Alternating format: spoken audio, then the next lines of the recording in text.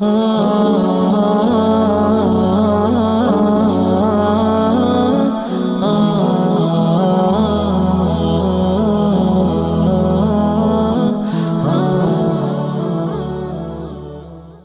کی بعثت کے مقصد کی 4 چیزیں جن کو قرآن پاک نے بیان کیا ہے: تلاوت آیات، تعلیم کتاب، تعلیم حکمت اور تزکیہ نفس۔ اب میں اس کی تفصیل پہ بیٹھوں تو بڑی میری ہر مہینے کی نسبت سے ایک ایک کتاب ہے، لیکن یہاں پر ساتھ نہیں ہے، انشاءاللہ آئندہ آنے والے کسی اجتماع تک اس ہفتے میں وہ آ جائیں گی، میں نے پاکستان سے منگوائی ہیں۔ ہر مہینے کی مناسبت سے اس میں 10 15 مضامین ہیں، اس میں بہت ساری باتیں ہیں۔ میں عرض کر رہا ہوں کہ تلاوت آیات، قرآن کو پڑھنا، دنیا میں جتنی آسمانی کتابیں آئی ہیں کسی کتاب کی تلاوت نہیں، صرف قرآن ہے۔ اتل ما اوحی الیک من الکتاب، جس کی تلاوت ہے، اور یہ تلاوت کی وجہ سے آج تک محفوظ ہے۔ جناب والا ہزاروں لاکھوں قرآن کے حافظ ہیں، تو حضور نے پہلا فریضہ اس پر انجام دیا۔ دوسرا یہ ہے کہ تعلیم کتاب، تلاوت ہے الفاظ پڑھنا، اور تعلیم ہے اس کے معنی اور مطالب کو سمجھنا کہ قرآن کا معنی کیا ہے، مطلب کیا ہے، اس کے ضمن میں علم حدیث آ جائے گا۔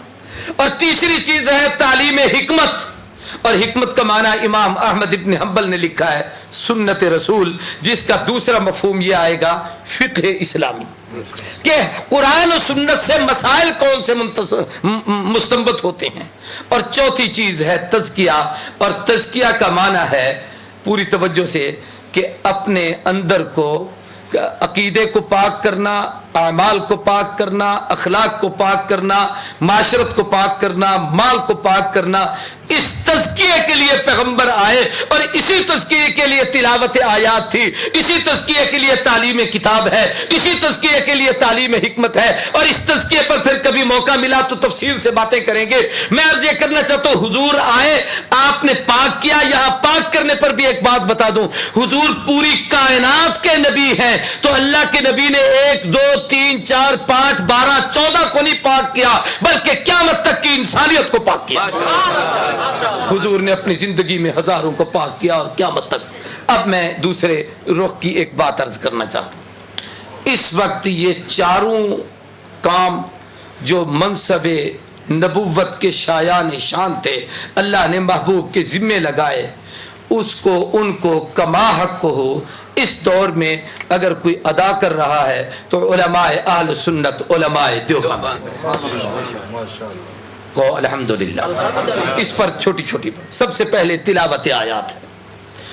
ابھی قاری ادریس صاحب نے آپ کے سامنے قرآن پاک کی تلاوت کی۔ پاکستان میں ہزاروں مدارس ہیں، پوری دنیا میں سینکڑوں نہیں لاکھوں کی تعداد میں مدارس ہیں جہاں قرآن پاک کی تلاوت کی جا رہی ہے۔ اور اگر آپ اس طے میں پہنچے کہ یہ کون ہے، کہاں سے پڑھ کے آیا ہے، کس کا شاگرد ہے، تو آپ کو یقیناً بنیاد میں یہی کچھ ملے گا کہ وہ دارالعلوم دیوبند کا فیض ہے جو پوری دنیا میں جاری و ساری ہے۔ میں جس سال حج پر گیا، وہاں ایک بوڑھا شیخ مجھے ملا، اور وہ یمن کے علاقے کے عالم تھے، سفید داڑھی تھی۔ میں ان کے پاس جا کے بیٹھا، لوگ اس کے حلقے میں جمع تھے، تو اس بابے سے جب گفتگو ہوئی تو اس نے مجھے کہا کہ اسی مسجد نبوی میں قاری فتح محمد صاحب پانی پتی رحمہ اللہ، ایک بہت بڑے عارف اور بزرگ اللہ والے گزرے ہیں۔ فرمایا میں نے ان سے قرآن پڑھا تھا، اور انہوں نے بتایا کہ جو اس وقت امام نماز پڑھاتا ہے یہ بھی ان کا شاگرد ہے، اور وہ قاری فتح محمد پانی پتی دیوبند کا شاگرد ہے۔ میں اس موضوع کو لمبا نہیں چھیڑتا۔ تلاوت آیات کے ساتھ تعلیم کتاب کہ قرآن پاک کی معنی، مطالب اور مفہوم۔ میری مختصر معلومات کے مطابق اس وقت صرف مکتب دیوبند کے علماء نے جو قرآنی تفاسیر عربی، اردو اور مختلف زبانوں میں لکھی ہے، ان کی تعداد 250 سے بھی زیادہ ہے، صرف تفسیریں، صرف تفسیریں۔ اور ان میں کئی تفسیریں ایسی ہیں جو کئی جلدوں پر مشتمل ہیں، 20 30 جلدوں کی۔ بلکہ علامہ افغانی کے 10 سال کے دروس ہمارے بہاولپور کے ایک عزیز نے، ایک بزرگ نے جمع کیے جو ان کا شاگرد تھا۔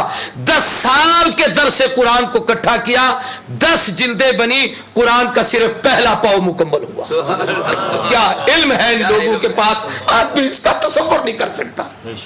تیسری چیز ہے تعلیم حکمت کہ شریعت کے احکامات اور مسائل یہ مجھ سے پہلے کہہ رہا تھا عزیز رشیدی کہ ارے بھائی ایک گنگوہی جیسا فقیر پیش کرو، ایک مفتی کفایت اللہ دہلوی پیش کرو، ایک مفتی عزیز الرحمان دہلوی پیش کرو، ایک مفتی محمد شفیع پیش کرو، ایک مفتی محمود پیش کرو، جو اپنے اپنے میدان میں فقاہت کے وہ امام اور مجتہد اور شہنشاہ تھے کہ بڑے بڑے لوگوں نے ان کے سامنے گھٹنے ٹیک دیے۔ اور میں اگر اس موضوع کو چھیڑوں تو لمبی باتیں ہو جائیں گی۔ علم تفسیر کی خدمت کی ہے تو ان لوگوں نے، حدیث کی خدمت کی ہے تو ان لوگوں نے، فقہ کی خدمت کی ہے تو ان لوگوں نے، مدارس کا جال بچھایا ہے تو ان لوگوں نے۔ کسی نے حضرت شیخ الہند مولانا محمود الحسن رحمہ اللہ جو دیوبند کا سب سے پہلا شاگرد تھا، استاد بھی محمود ہے، شاگرد بھی محمود ہے، ایک چھوٹے سے انار کے درخت کے نیچے ایک استاد اور شاگرد بیٹھ کر علم کو سیکھ رہے ہیں۔ اور شاگرد محمود نے جب وہ محمود حسن بن گئے، علامہ زمان بنے، تو کسی نے کہا حضرت آپ کی کچھ تصنیف تو ہمارے سامنے نہیں آئی، آپ اتنے بڑے علامہ کہلاتے ہیں۔ فرمایا میاں میری تو ہر میدان میں تفسیر ہے، تو میری تصنیف ہے، کس میدان کی تصنیف دیکھنا چاہتے ہو، کون سی کتاب پڑھنا چاہتے ہو؟ اس نے کہا جی ہم نے تو کوئی نہیں دیکھی۔ فرمایا میرے قرآن کی تفسیر میں اگر کوئی تصنیف دیکھنا چاہتے ہو شبیر احمد عثمانی کو دیکھ لو، علم حدیث میں میری کوئی تصنیف دیکھنا چاہتے ہو میرے شاگرد انور شاہ کو دیکھ لو، اگر فقاہت میں میری کوئی تصنیف دیکھنا چاہتے ہو میرے عزیز الرحمان اور کفایت اللہ کو دیکھ لو۔ فرمایا اگر تم لوگ میری تصنیف کو دیکھنا چاہتے ہو، سیاست کے میدان میں کچھ پڑھنا چاہتے ہو میرے شاگرد عبید اللہ سندھی کو دیکھ لو، اگر تم میری تصنیف پڑھنا چاہتے ہو جناب والا تعریف کے میدان میں مجھے کچھ دیکھنا چاہتے ہو میرے ایک ہی شاگرد تصوف کا امام اشرف علی تھانوی کو دیکھ لو، میرے اگر تم میرے تدبر اور حوصلے کو پڑھنا چاہتے ہو میرے شاگرد حسین احمد مدنی کو دیکھ لو، میری دعوت و تبلیغ کو دیکھنا چاہتے ہو میرے الیاس کو دیکھ لو، میرا ایک ایک شاگرد ایسا ہے۔ میں علی وجہ البصیرت کہتا ہوں تاریخ میں دو انسان ایسے گزرے ہیں جن کی شاگردوں کی مثال دنیا میں نہ پہلے پیش ہوئی نہ قیامت تک پیش ہو سکے گی۔ پہلے دور میں امام اعظم نعمان ابن ثابت ابو حنیفہ امت کا وہ فقیہ اور مجتہد تھا جس کے شاگرد ایک ایک شاگرد ایسا تھا جس کی مثال دنیا نہیں دے سکی، یا دوسرا شیخ الہند مولانا محمود حسن رحمہ اللہ ہے جن کا ایک ایک شاگرد ایسا ہے جو اپنے زمانے اور اپنے فن کا امام ہے جس کی مثال دنیا میں نہیں۔ میں اس موضوع کو لمبا نہیں کرتا، میں مختصر بات عرض کرتا ہوں۔ اور تاریخ میں کہا ایک حدیث ہے بڑی عجیب، مشکات میں علماء بیٹھے ہیں، حضور نے فرمایا قرب قیامت میں یکون فی آخر الزمان امت لہم مثل اجر اولہم، آخر دور میں ایک جماعت آئے گی وہ پہلوں کے نقش قدم پر چلے گی، ان جیسے کام کرے گی، اللہ ان پچھلوں کو ان جیسا اجر دیں گے۔ آگے بڑی لمبی تفصیل ہے، میں صرف اسی کا ایک خاکہ عرض کرنا چاہتا ہوں۔ تاریخ نے اپنے آپ کو دہرایا کہ اگر پہلے دور میں امام اعظم نعمان ابن ثابت ابو حنیفہ گزرا جس کی فقاہت کی دنیا مثال نہ دے سکی، تو اس دور میں رشید احمد گنگوہی گزرا، علماء دیوبند کا وہ عظیم فرزند جس کی مثال دنیا نہیں پیش کر سکتی۔ اگر اس دور میں احمد ابن حنبل استقامت کا کوہ گرا تھا تو تاریخ نے محمود حسن وہ پیدا کیا جس کی مثال دنیا نہیں دے سکتی۔ پہلے دور میں ایک استاد اور شاگرد نے بیٹھ کر کٹھی تفسیر لکھی، مدارس میں پڑھائی جاتی ہے، جس کا نام جلالین ہے۔ تو اللہ نے ہمارے اکابر میں ایک استاد اور ایک شاگرد، علامہ شبیر احمد عثمانی شاگرد، شیخ الہند مولانا محمود حسن استاد اور شاگرد نے بیٹھ کر وہ تفسیر لکھی جس کی مثال دنیا نہیں پیش کر سکتی۔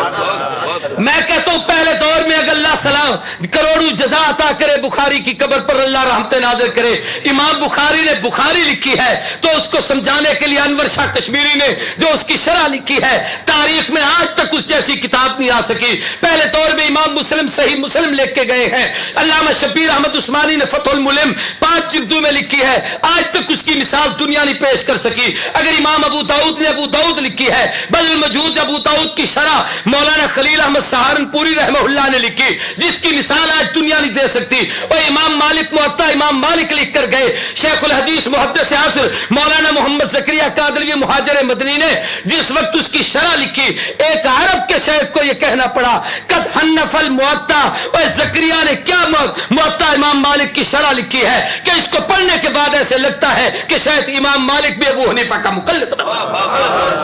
ہمارا ایک ایک عالم بے مثال، ایک ایک عالم با کمال، ایک ایک عالم لازوال۔ میں یہ کہہ دوں تو بے جانی خدا کی قسم، اگر وہاں بخاری کی قبر سے خوشبو آئی ہے تو یہاں 6 مہینے تک لاہوری کی قبر، امام الاولیاء مولانا احمد علی لاہوری کی قبر سے، اور اب تو ہزاروں ایسے ہیں جن کی قبروں سے جنت کی خوشبو دنیا میں مہکی ہے۔ اللہ نے دکھایا ہے کہ یہ وہ اہل حق ہیں، یہی وہ لوگ ہیں، یہ وہ اللہ کے برگزیدہ لوگ ہیں جو پیغمبر کے اس مشن کی تکمیل کر رہے ہیں جس مشن کے لیے اللہ نے اپنے نبی کو دنیا میں بھیجا تھا۔